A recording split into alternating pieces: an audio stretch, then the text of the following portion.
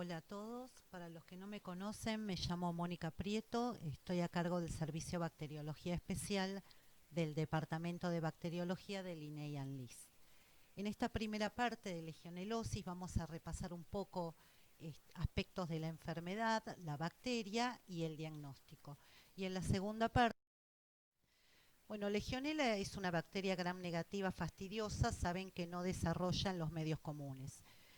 Hay varias especies en el género está filogenéticamente muy relacionado con Coxiella, pero de todas las especies, la especie neumófila y sobre todo el serogrupo 1 de la especie neumófila es responsable de más del 90% de los casos de legionelosis.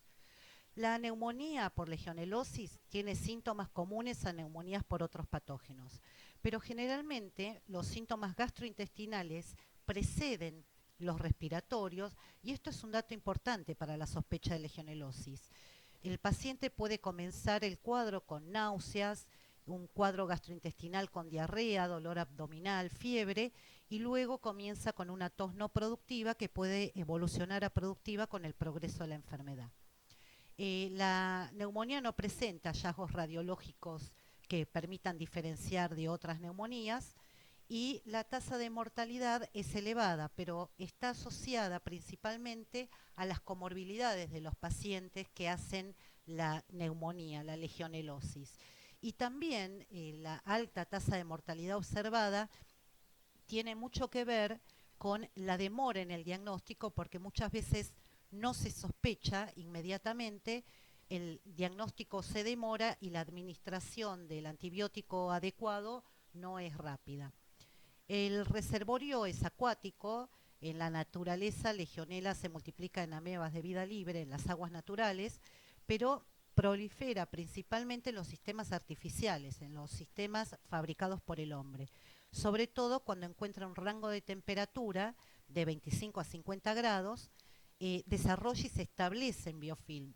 Y una vez que se estableció en biofilm es muy difícil de erradicar, porque aumenta la resistencia a la cloración y muchas veces es complicada la erradicación de la bacteria. La vía de transmisión principal es la inhalación y aspiración de aerosoles de aguas contaminadas.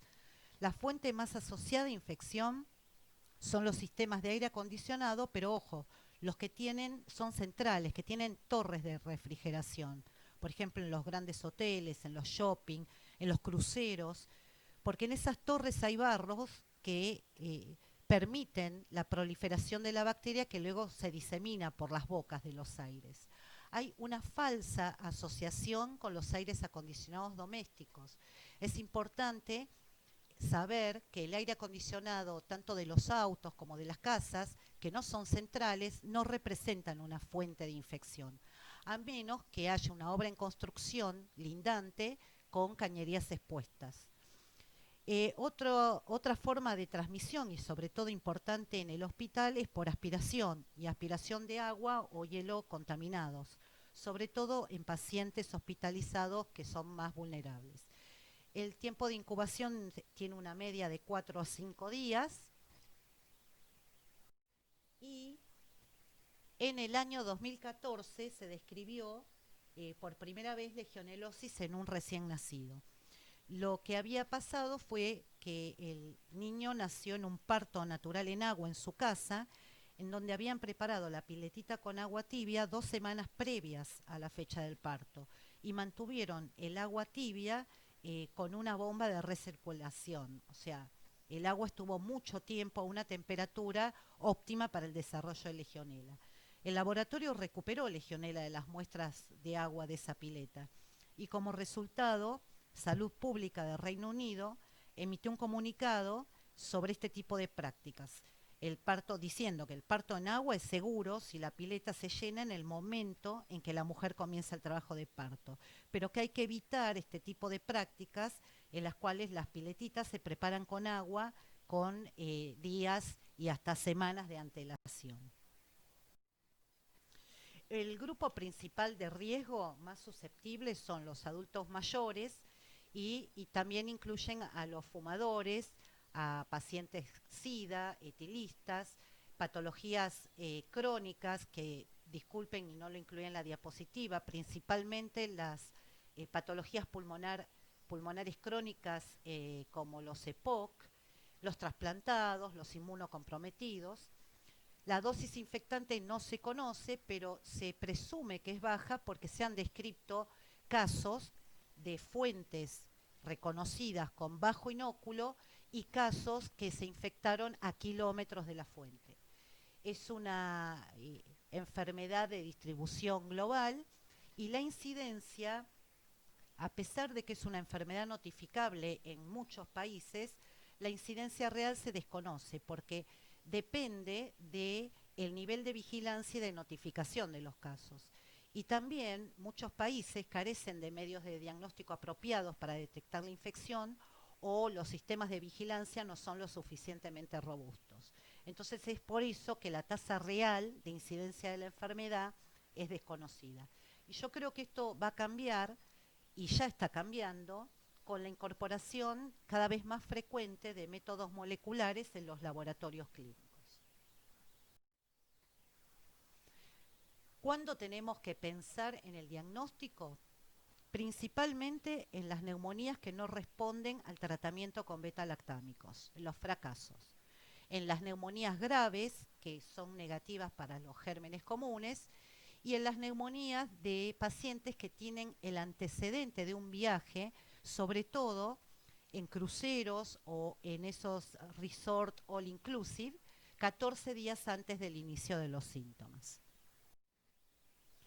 El diagnóstico diferencial, obviamente, como neumonía típica hay que diferenciar de las clamidia y micoplasma y también se debe diferenciar de cualquier otra neumonía severa y de fiebre Q. Con respecto al laboratorio, no hay marcadores bioquímicos, pero si vemos en un paciente leucocitosis con recuento de plaquetas bajo, sodio bajo, lactato deshidrogenasa elevada y transaminasas que pueden ser normales o levemente elevadas, y el cuadro clínico es de fiebre con tos no productiva, esto es bastante sugestivo de legionelosis, sobre todo si los cultivos comunes son negativos. Y si el paciente tiene como antecedente previo al cuadro pulmonar una diarrea, es aún más sugestivo de legionelosis. El tratamiento incluye macrólidos o fluoroquinolonas y la citro y la levofloxacina son los antibióticos más usados. Y la duración depende del cuadro, puede llegar hasta 21 días el tratamiento en inmunosuprimidos. Con respecto al pronóstico, la causa más común de muerte es la insuficiencia respiratoria progresiva. Pero, como dije antes, la tasa de mortalidad depende de las comorbilidades del paciente. La administración más temprana o más tardía del antibiótico adecuado y también depende del sitio de adquisición, por ejemplo, si es nosocomial o si es adquirido en la comunidad. Los métodos diagnósticos gold estándar son el cultivo, el antígeno urinario y la seroconversión de anticuerpos. Las muestras para el diagnóstico son las muestras respiratorias bajas, esputo, lavado broncoalveolar, líquidos pleurales, biopsias de pulmón. No son muestras útiles los hisopados que se han ensayado, pero los valores predictivos, tanto positivo como negativo, no son buenos. No es una muestra útil la sangre y un único suero no nos da ningún tipo de información diagnóstica. Con respecto al cultivo, las legionelas crecen en varios tipos de medios artificiales complejos. Pero este medio negro es el BCIE, agar BCIE, que es agar de extracto de levadura y carbón tamponado, que contiene alfa-cetoglutarato y L-cisteína, que es un aminoácido esencial para el desarrollo de legionela, es el que más se usa y el más exitoso para la recuperación. Se incuba a 35 grados en una atmósfera bien húmeda con dióxido de carbono al 2,5%, pero hasta el 5% no hay problema, desarrolla. Generalmente desarrollan de 3 a 5 días, pero hay especies de legionela que no son neumófilas que pueden requerir más tiempo. Nosotros en el laboratorio incubamos siempre 2 semanas. Así como se ve en esta foto, Se ven las colonias sospechosas que se pueden identificar muy bien por Malditov directamente de la colonia en BCIE. Y si no tenemos Malditov, podemos repicar las colonias del BCIE en agar sangre. Si no desarrolla en agar sangre, es bastante sugestivo de que se trate de una legionela. Y la confirmación se tiene que hacer por PCR. En esta microscopía que ven en la diapositiva, es cómo se ve desde cultivo, se ve como una bacteria que forma largos filamentos. Sin embargo, en directos, que son muy poco sensibles para detectar legionela, pero en el caso que se puedan observar, se ven como cocobacilos muy pequeños. Nosotros aconsejamos en los directos usar fucsina básica en vez de safranina para aumentar la sensibilidad de visualización, pero de cualquier forma es muy difícil verlas en el directo. Algunas especies de legionela, como por ejemplo Legionella amygdalae, en los directos, en los Sil-Nielsen, se pueden ver como ácido alcohol resistente, pero se ven como cocobacilos muy pequeños y esto es la clave para descartar que se trata de una micobacteria. Bueno, las ventajas del cultivo son generales, las conocemos todos los bacteriólogos. Las desventajas del cultivo de Legionela es que realmente es técnicamente dificultoso por la preparación del medio, que ahora vamos a ver.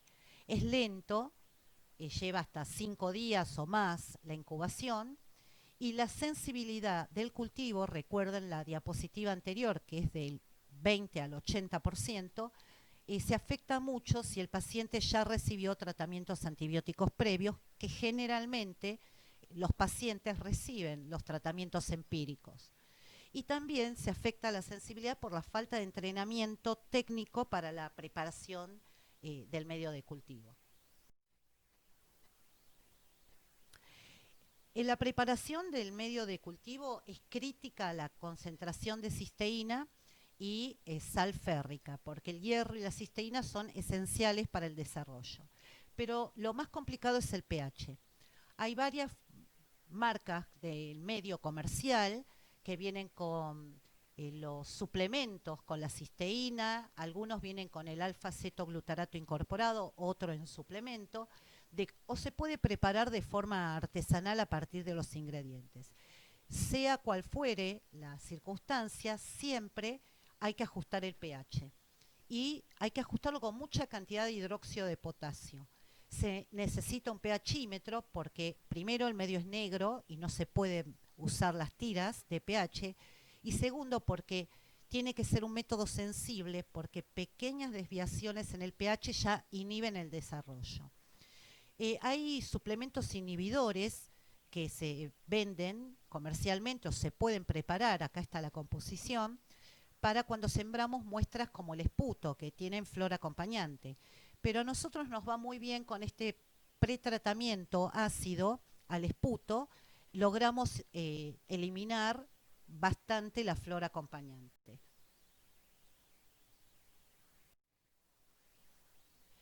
El antígeno urinario es un muy buen método que nosotros aconsejamos que todos los laboratorios debieran implementar, porque se detecta a partir del primero o segundo día del inicio de los síntomas y se mantiene hasta 3 meses post tratamiento y en algunos casos hasta un año después del inicio de los síntomas se mantiene detectable. La muestra es la orina de la primera de la mañana, el chorro medio, y como les dije es el método de elección como point of care por la simplicidad. Tampoco es un método caro. La limitación es que solo detecta Legionella neumófila del serogrupo 1, con lo cual un resultado positivo, como es un método gold estándar, confirma el caso, pero un resultado negativo no descarta un caso de legionelosis. Y algo para tener en cuenta es que la sensibilidad del método varía según el tipo de infección. Y fíjense que en las infecciones nosocomiales suele ser baja la sensibilidad del antígeno urinario. Para la seroconversión se debe observar que el título aumenta 4 veces, cuadruplicar el título de anticuerpos entre un suero de la fase aguda y la fase convaleciente, que el legionelosis puede ocurrir a los 15 días, pero puede requerir 90 días para ver la cero conversión. Este método es útil para los laboratorios de referencia cuando hay que confirmar casos probables que no pudieron ser cultivados o no dieron un antígeno urinario positivo. Un único suero, algunos grupos lo utilizan en caso de brotes para tener una idea de los expuestos, pero en realidad está bien descrito que hay una seroprevalencia de anticuerpos contra Legionela en la población general. Y en Argentina se hizo un estudio hace unos años en el cual se describió que de un 3 a un 5% de la población tiene títulos hasta elevados, como de 1 en 256, para anticuerpos contra Legionela. La PCR validada, hasta el año pasado no había PCRs comerciales validadas por FDA para Legionela. Sin embargo, la validación, no hace falta que la técnica sea validada por FDA. Podemos validar una técnica que desarrollamos en nuestro laboratorio, una técnica in-house. Hay muchas normas y guías disponibles con los criterios y protocolos para validar una PCR. Esta técnica no es gold estándar, solo puede permitir considerar un caso como probable si es positiva, pero es la técnica que en el futuro, cuando haya más experiencia y se haya analizado más para validar, va a ser una técnica gold estándar y que se va a implementar como referencia. Las ventajas de la PCR obviamente es la rapidez y es que es directo de la muestra y no tiene las limitaciones del antígeno urinario, detecta todas las especies y todos los serogrupos. Los targets que se usan en las PCR, tanto in-house como las comerciales, son generalmente los genes ribosomales de la subunidad 5S o 16 y el gen MIP. Con respecto a los falsos negativos, es universal, como siempre en cualquier PCR para muestra clínica, la presencia de inhibidores en la muestra o la presencia de bacteria por debajo del límite de detección. En el caso de Legionela, los falsos positivos pueden ocurrir por la contaminación de reactivos, porque recuerden que es una bacteria ubicua y acuática y el ADN de Legionela puede estar contaminando agua y puede contaminar los reactivos. Nosotros observamos en el laboratorio nuestro, tenemos una PCR con el target es un sector fragmento del 16S de Legionela y hemos tenido amplificaciones que eran reacciones cruzadas con otros géneros. Por eso siempre secuenciamos ese amplicón para confirmar que es una amplificación específica. Las desventajas es que para Legionela es muy difícil validar porque es una enfermedad que no es tan prevalente, entonces son pocas muestras las que se incluyen en los estudios de validación. En esta diapositiva les incluí los PCRs para Legionela que ya fueron aprobadas por FDA y son todos PCRs múltiples, los famosos paneles sindrómicos. En el Malbrán vamos a comenzar a probar el BioFire, el FilmArray, el panel de neumonía para neumonías. Creo que muy pronto ya se están escribiendo los protocolos para probarlo. Así que cuando tengamos nuestra experiencia, la vamos a compartir con ustedes. Acá en esta diapositiva quería mostrarles cuál sería el algoritmo de interpretación si decidimos montar en nuestro laboratorio PCR como primer método diagnóstico. Una PCR negativa no descarta un caso de legionelosis. Y si el antígeno urinario es negativo, en los casos que la sospecha es alta, tampoco lo descarta. Hay que enviar a un laboratorio de referencia para cultivo, para una segunda PCR y para cero conversión, que muchas veces es el método final de confirmación de un caso. Si el antígeno urinario es positivo, el caso ya queda confirmado. De cualquier forma, siempre sugerimos enviar a un laboratorio de mayor complejidad o de referencia para el cultivo, para estudios de subtipificación, estudios de vigilancia, conocer qué serogrupos están circulando en la epidemiología local. Con una PCR positiva, nosotros definimos como probable el caso. Si el antígeno urinario es positivo, ya es confirmado.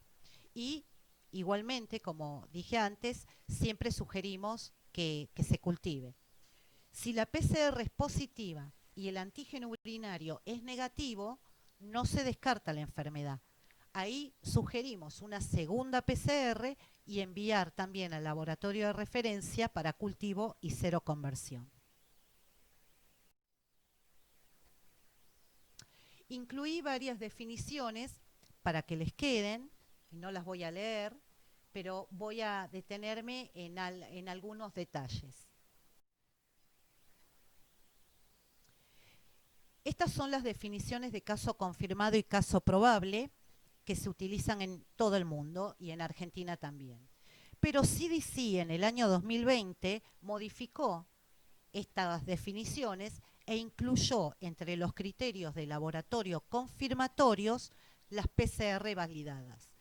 En la Unión Europea, la Red Europea de Legionelosis, y en Argentina seguimos con estas definiciones, porque hasta que no tengamos experiencia con las PCRs que han sido aprobadas, no lo vamos a cambiar por el momento. También es importante definir el origen del caso porque tiene implicancias epidemiológicas. Un caso asociado a viajes internacionales, el Ministerio de Salud debe notificarlo al Reglamento Sanitario Internacional, a la OMS. Y en los casos nosocomiales se deben informar al Comité de Infecciones del hospital porque tienen que alertar el protocolo de control. Y tal vez si es una sala de alto riesgo como la sala de trasplantados, la sala se cierra para efectuar todo el monitoreo ambiental y encontrar la fuente. Acá les dejo la diapositiva para que vean las definiciones de brote nosocomial y definitivo, probable, posible, de acuerdo a los días que transcurre en la aparición de síntomas. Lo que es importante, es que cuando en el hospital diagnosticamos un caso probable o confirmado nosocomial, no hay que limitarse a ese caso, sino que hay que comenzar una búsqueda retrospectiva de todos los casos anteriores de neumonías o casos inexplicables en pacientes, sobre todo inmunosuprimidos, y neumonías en el personal del hospital, que hubieran quedado sin diagnóstico, porque muchas veces los brotes en los hospitales ocurren durante periodos largos de tiempo.